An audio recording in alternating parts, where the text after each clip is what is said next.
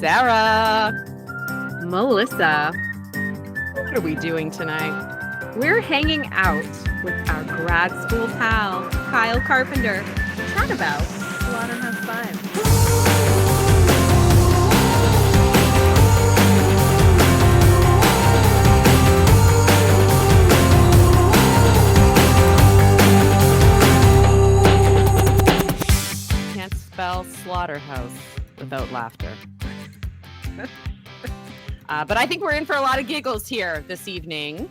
And I am just so delighted. I mean, Kyle, it's been like ages. What have you been up to since like 2009? Oh, yeah. Wow, long time. I attempted PhD, didn't quite make it, but got pretty far, all the way to the end, and then just couldn't anymore. So, since then I've been kind of working. I was a copywriter for a bit, website manager, moved into grant writing, which is what I do now. And I'm also a semi-professional stand-up comedian. Not surprising at all. Oh, that's nice. No, it's true. We shared a lot of laughs, and a true. lot of them That's were true. generated from your humor and comedy and stories. Thank you. No, it's been a trip. I really like doing it, but I never think it's natural because it's the dumbest thing to do with your time. I don't know though. Oh, it's ridiculous, but I have a great time. It's great. I really love it. I wonder about like the first time must be kind of terrifying. And like, how do you get to the point that you work up the nerve to be like, all right, I'm doing this? Because you really have to put yourself out there. Like, what was it like to kind of really make the foray?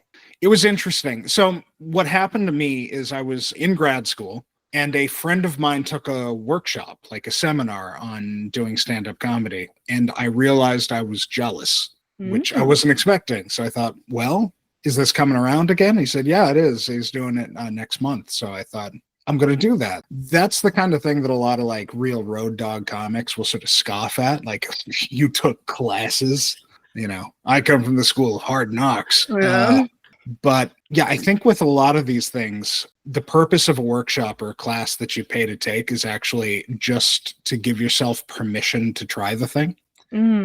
And that's very much what it was for me. So it was a semi-supportive process. There was like weekly 2-hour workshops where we talked about it.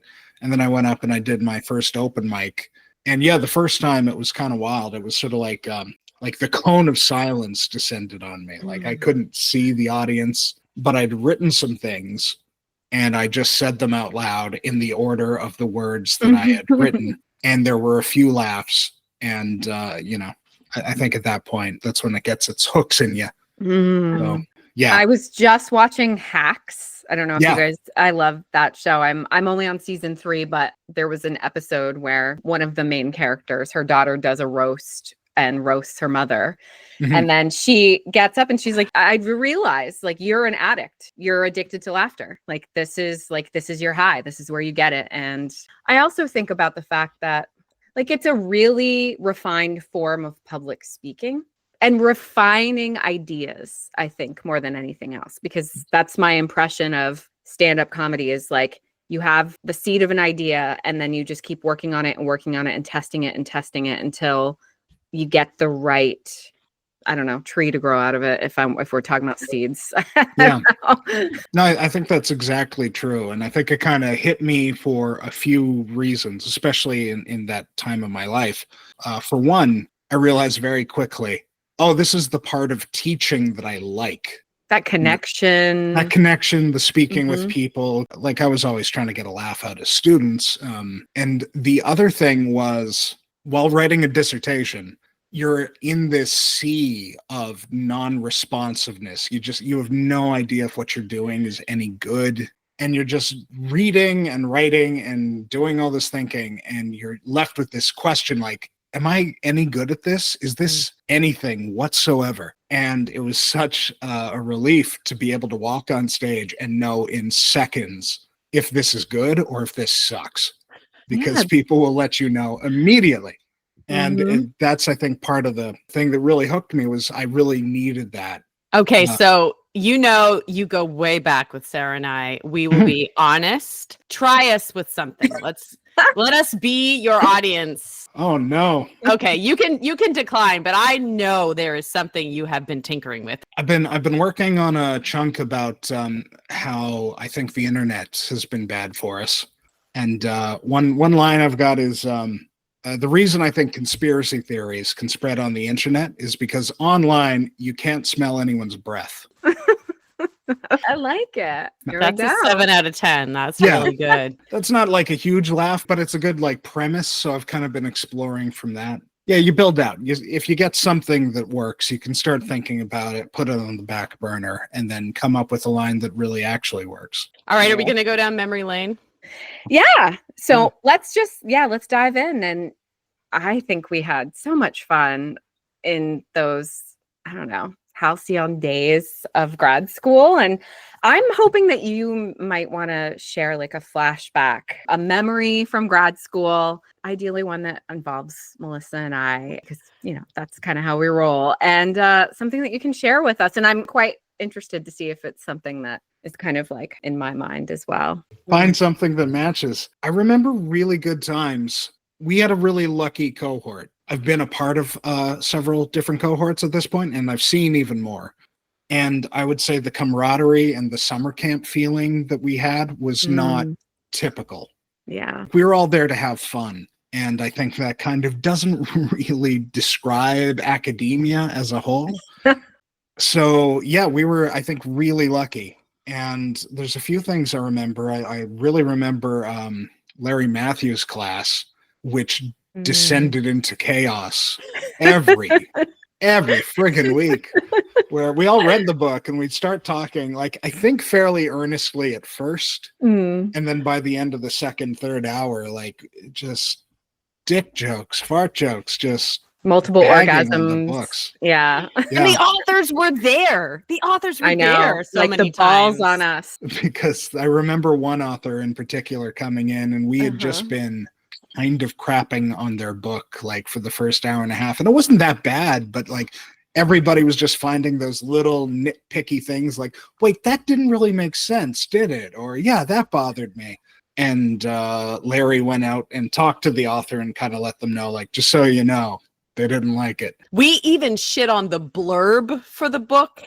And he had written the blurb. Remember, I don't want to say it because that will. No. Yeah, I know. We have to. Yeah. I think he actually asked us. He's like, what do you think of this characterization of the book? And we were like, crappy. He was like, guys, I wrote that. So yeah, we were obnoxious. I would say we were a little too comfortable. Yeah. I do feel like I should apologize. I was at the time learning a theorist and brought that learning to, I think, every seminar. I was learning about Jacques Lacan. I found it really interesting. I know I brought it up too much, not to flex, but because it was like me kind of like learning how to apply the tools that I was incorporating. And looking back, I'm like, yeah, that was obnoxious. Literary theory is so dense that if someone speaks to you and you get it, you are going to apply it to everything. And I feel like Jacques Lacan is like, he's a go-to, Jacques Lacan. I know. I mean, it's amazing. Plus, it's like a name that can be an adjective. Lacanian? It's amazing. I know. It's a cool name. You're cool saying it. No one's going to hold that against you. What were we, 23, 25? Don't beat yourself up. I feel like I should also mention a thing that we've reminisced about previously, which is that stressful night when we got a life-giving extension. Yes. And we all went out and got plastered, and I 100% concussed myself on the stairs going down to George Street. 1,000,000%. Yes. Like, on the statue of Ron Hines.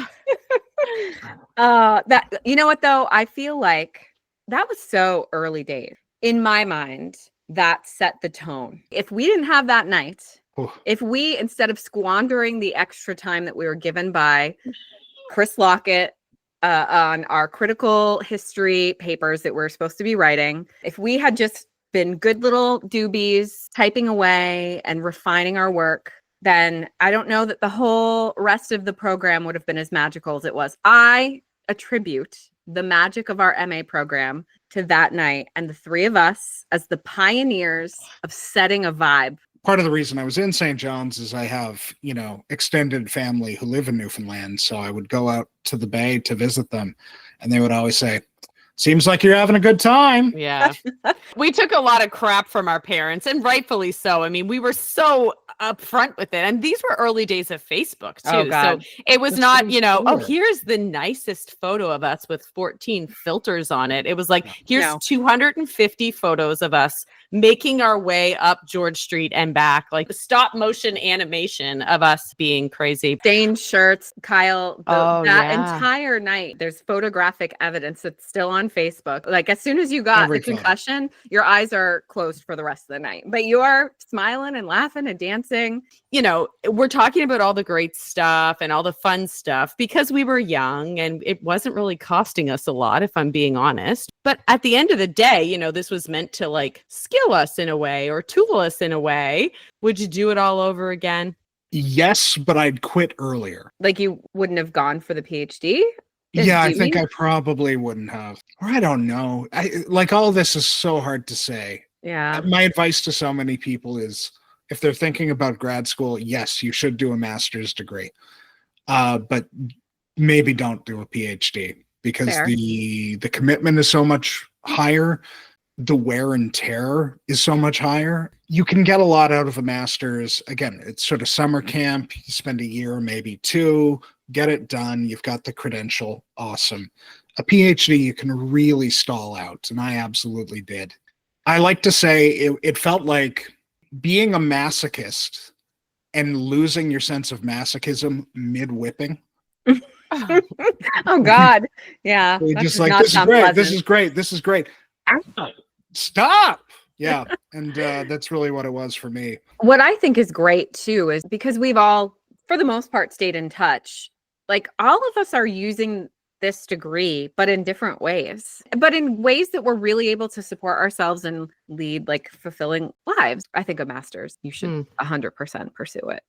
So, I feel like this is a bit of a leap here, but one thing that Sarah and I have said too is like, we just loved reading, right? And it's like you're young and it's this very indulgent thing to be reading and liking it. And then, I'm getting good grades at this. And I can go to graduate school and just keep reading because I love reading. I don't know if I love reading anymore. Whoa, Yeah. shocker. I know. Okay, dish on that. Wow. Yeah. Coming out of that whole experience, I'm burnt out on reading, and I think I entered English Lit because I believed in what literature could do. I thought it was powerful. I thought it meant something. And I thought the more that I read, the more that I was sort of improving myself. And I found a lot of love for reading during that time, but I felt like I was working towards something. And then the longer I went, the more I was reading from that really critical, antagonistic lens. And it kind of alienated a lot of reading from me, where the books that I read for pleasure didn't feel like they were contributing. And the books that I was reading to contribute were hard and unpleasant and not a good hang, And one of the reasons that I brought Slaughterhouse 5 to this podcast was I thought, you know what? I think that's one that I would really enjoy going back to. Can you summarize this book real brief? Classic postmodern novel by Kurt Vonnegut Jr., where he's really processing his trauma from being a soldier during World War II. He was captured. He was a prisoner of war, and he witnessed the firebombing of Dresden, which is an under-remarked aspect of World War II, or was at least until the time of this novel. And he wrote about it years later in this novel that is not what you'd expect given that description. It's weird. It's a little bit science fiction. It's a little bit comedy. He's a character in the book. He's also writing about Billy Bishop, who is this total... Billy Pilgrim. Billy Pilgrim. Oh, yeah. Sorry, Billy. Yeah. Your Billy high Pilgrim. school Canadian history class is showing, Kyle. Yeah, it came out. Yeah, Billy Pilgrim, who's just kind of a twit. He's kind of a useless character, stumbling through life in 4 dimensions, which is kind of the interesting thing because Billy Pilgrim has become unstuck in time. In an interesting way, Kurt Vonnegut took the novelistic structure that we're all familiar with, where there are flashbacks and a narrative can move forward and jump back and move ahead and go into all these various corners. But he literalizes it where this character is actually experiencing those jumps in time that are happening like anytime a scene changes. And that is a result of him being kidnapped by aliens, which is really kind of secondary to the plot of the book. I read it years ago. It was one of the books I think that really I was reading back in that first period of like trying to find answers in books. And it's one that I came back to recently because I knew it would be fun. And I don't know how else to say that. Yeah. For someone who got burnt out on reading and felt like they couldn't read for pleasure because that wasn't helping them get to, or helping you get to this place that you wanted to get to return to something that feels fun to read. That's the key. I mean, we talk about this all the time. Like, I mean, we do learn so much from reading. There is so much more to a book often than just entertainment, but it also should still be entertaining. We should get some pleasure out of the act of reading. And so knowing that returning this book was going to bring you the feeling of fun, that's important. Did it though? Yeah, I really enjoyed it. And I think it's so funny. I think my values have changed. Like what I value in writing has changed. Where I do want some ideas, like I want to grapple with something, but I think I really also want, like, I don't want dead seriousness. I want a little bit of humor, like glibness, mockery, or like just a tone that's a little bit distancing. It's like he's making fun of everything, but he also loves it very much. And I find that tension really rewarding. I wanted to ask you about tone, actually, because I listened to an interview with Kurt Vonnegut in anticipation of this, obviously, and I've heard lots about this book. It never appealed to me. Like there was nothing about it that I was like, oh, I really need to read that, other than just the FOMO of being like, well, I got to read it because everybody else read it. But I didn't. And when I did start to kind of, I use the term research very lightly, but like to research what this was about, I couldn't have been more wrong in terms of what it was all about. Yeah. And I think like listening to interviews with him was really shocking to me because he just sounds like somebody's really blue collar dad, just like riffing on his opinions. And like, if I didn't agree with him so much, I would have totally just like, okay, boomered him. Like I was really like at odds with what he sounded like and how I was feeling about it. But can you talk a little bit more about that tone? Because did you find it accessible? Like, did you find the humor was successful? Like, how does that tone contribute overall to what he aims to do and then ultimately does with that book? Yeah, I think it's really important to what he does. In this book and in others, I have read other books by him, and it is kind of the needle that he threads throughout them. It doesn't feel to me like he is necessarily showing disdain for the characters. He just thinks they're kind of idiots, but with a lot of affection and warmth, I think, while also putting them through the absolute ringer. I think he's been quoted as saying, like, it's the author's job to love their characters and put them through hell. In this book, he's got a couple of recurring phrases that come up, like "so it goes," which is what the aliens of the book, the Tralfamadorians, say whenever someone dies. And of course, the notion is that for them, death is just a moment in eternity. The existence of that being goes on into the past for, as long as they were alive, and those moments exist for eternity. They honor death by saying "so it goes," which is kind of this, shrug of an expression. And then every time a character in the book dies, Kurt Vonnegut punctuates it with "so it goes." It's so glib, but I think there's a depth to it that I really do appreciate. I was just thinking about like this idea of the kind of glibness of it, and going back to this whole idea that Vonnegut himself went through this horrific experience.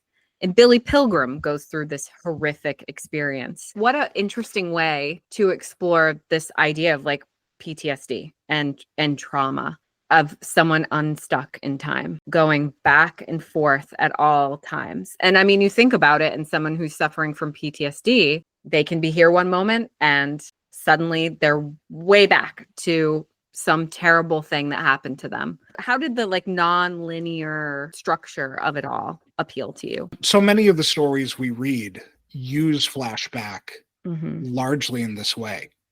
In a weird way, what it's doing is drawing attention to something that we're very familiar with already.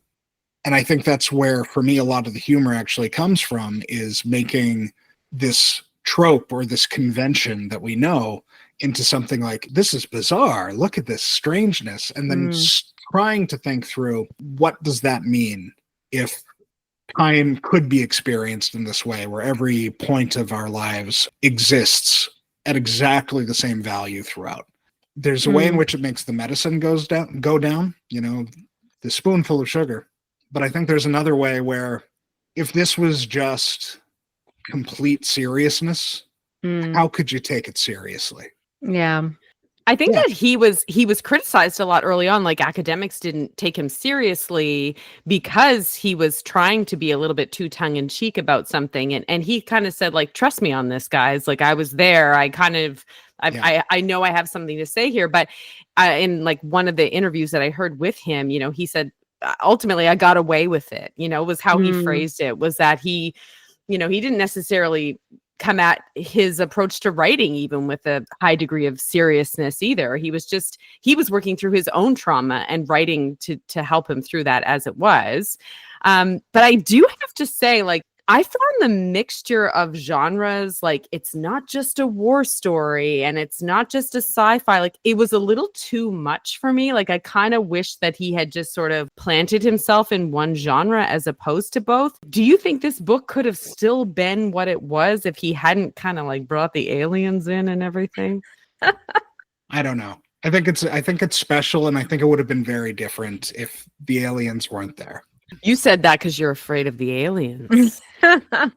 Well, they're in my future, they're in my past, they're all around me. You have to watch out what you're saying. I think I really do enjoy that deflating instinct where, like I said, if this was just, intensity the entire time, I think I wouldn't engage with the ideas in the same way. The ridiculousness is almost more honest than if he actually wrote a treatise about what PTSD is like for him. Melissa and I joke, and you ended up kind of getting on the joke, because we have like a little group text chain going, and Melissa and I often joke about like what we refer to as boy books. And it's interesting because we've had what, like 4 or 5, I don't know if you're like our 4th or 5th male guest that we've had since we started this podcast. Oh my goodness. Yeah, I know. It's we're male heavy now that I'm thinking about it, actually. So we've had our class. Well, obviously we've had Tom on, and we've had our other classmate Everton on, and then we had Hulk Caesar on, and then Andrew Morrison. And so, yeah, you're number 5. And, kind of thinking about some of the books that everybody's chosen for themselves, especially I feel like with the Hulk Caesar, he chose Fight Club and World War Z. And at least when I think about boy books, I kind of think of themes of war, conflict, masculine identity, darker humor. And that kind of seems to be about that like kind of non-existent genre that like exists in my head and Melissa's. But do you believe in a boy book genre? Well, just to speak to it, I think Melissa called it a boy book, but she thought she was just messaging you, Sarah. She did. And she totally did. I sent a picture because I took it out of the library. Yeah. And I was very embarrassed. I was like, Kyle's good for it. He's okay. Oh, yeah. No, my response was, it's a fair cop. And I think, it is. I think it is true. And I will say, like, I think it's easy to be into boy books because for so long, that's all that was available.